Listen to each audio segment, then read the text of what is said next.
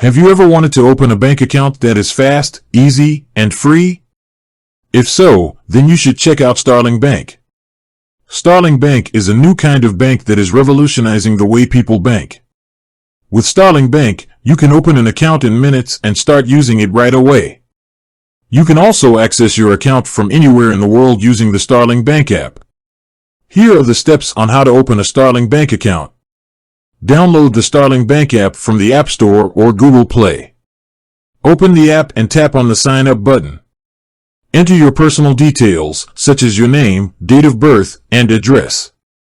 Verify your identity by taking a selfie and uploading a photo of your ID. Choose a PIN code for your account.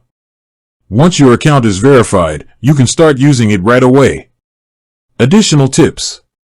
You can add money to your account by bank transfer, card payment, or cash deposit.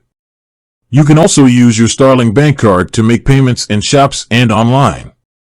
You can track your spending and set budgets using the Starling Bank app. You can also get a free overdraft of up to £500. Starling Bank is a great option for anyone who wants a fast, easy, and free way to bank.